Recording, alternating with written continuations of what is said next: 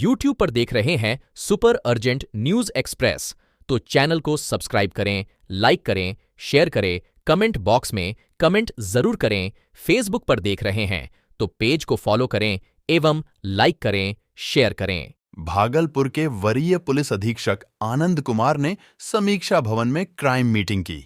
उन्होंने केसों की समीक्षा, अपराध नियंत्रण, विधि व्यवस्था, वारंट, कुर्की, अवैध खनन एवं मादक पदार्थों की तस्करी पर चर्चा की। गृहभेदन, छिनतई और लूट जैसे घटनाओं का जल्द से जल्द उद्भेदन करने का निर्देश दिया। लंबित मामलों को निबटाने को कहा।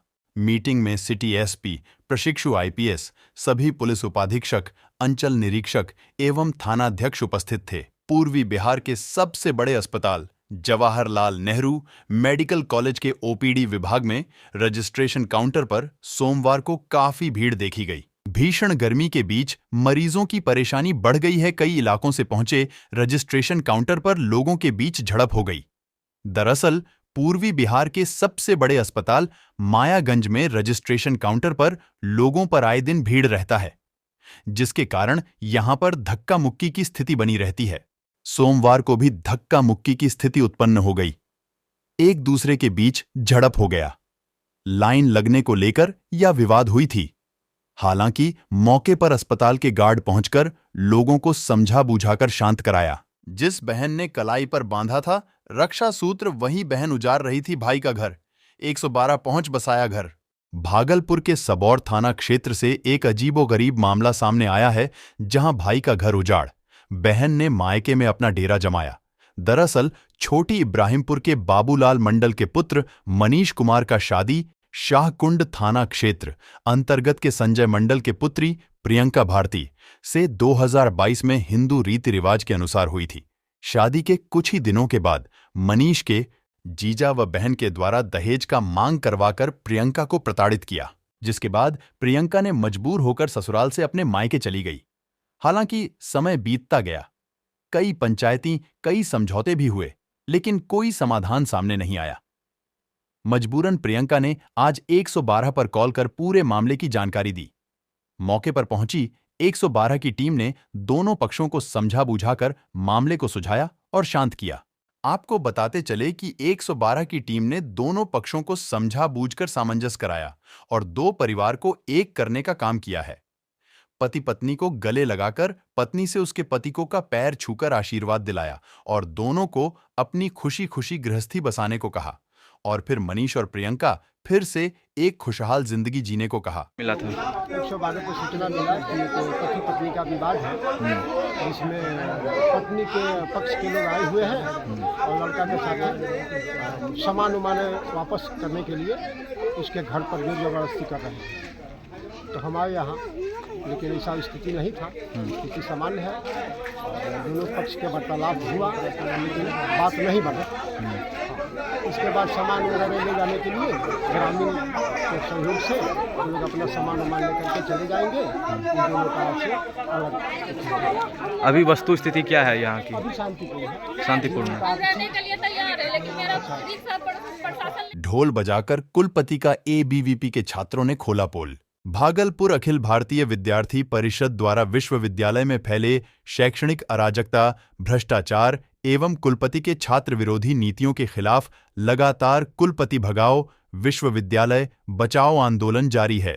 इसी कड़ी में सोमवार को एबीवीपी कार्यकर्ता ने बजेगा ढोल खुलेगा कुलपति का पोल आंदोलन के तहत अखिल भारतीय विद्यार्थी परिषद के दर्जन और छात्रों ने भागलपुर के तिलका मांझी भागलपुर विश्वविद्यालय के तहत बीएन महाविद्यालय इकाई में जमकर नारेबाजी किया और छात्रों ने कुलपति के खिलाफ ढोल बजाकर कुलपति के कई पोल खोले। वहीं बीएन कॉलेज के बाद टीएनबी महाविद्यालय इकाई में, फिर मारवाड़ी महाविद्यालय इकाई में, उसके बाद तिलका मांझी विश्वविद्यालय में प्रदर्शन किया गया। अखिल भारतीय विद्यार्थी परिषद के द्वारा यह प्रदर्शन भी गति कई दिनों से किया जा रहा है और आज का यह प्रदर्शन काफी अनोखा था, जिसमें दर्जनों छात्रों ने अपनी सहभागिता दिलाई। वहीं एबीवीपी कार्यकर्ता बोले, आज विरोध प्रदर्शन का मुख्य उद्देश्य है विश्वविद्यालय में शैक्षणिक गतिविधि सुचारू रूप से व्याप्त हो, छात्रों के हित को ध्यान में रखते हुए नियम में तब्दीली की जाए सत्र सही समय पर चालू हो और सही समय पर समाप्त हो। छात्रों को सर्टिफिकेट सही समय पर मिले, मूलभूत सुविधाओं में सुधार की जाए, जैसे कई मुद्दों को लेकर प्रदर्शन किया गया है, जिसमें प्रशासनिक गतिविधि में काफी अनियमितता को लेकर यह प्रदर्शन किया जा रहा है। हम छात्रों को बताने आए हैं कि कुलपति भ्रष्ट हो गए हैं अपना। तुम लोग अगर इस तरह ये मीटिंग ऑफिसर क्यों बनाया गया जब प्रावधान नहीं है? नहीं, काम बाधित कहाँ कर रहे, काम करिए ना। लेकिन कुलपति प्रोक्टर जवाब दे कि छात्रों के ऊपर FIR गलत क्यों हुआ, आग कैसे लगा विश्वविद्यालय में, इसका जवाब चाहिए। ABVP के कार्यकर्ता और उसके समर्थक द्वारा लगाया गया, इसका निष्पादन प्रोक्टर जवाब दे कि आग क्यों लगा, आग लगा के किन फाइलों को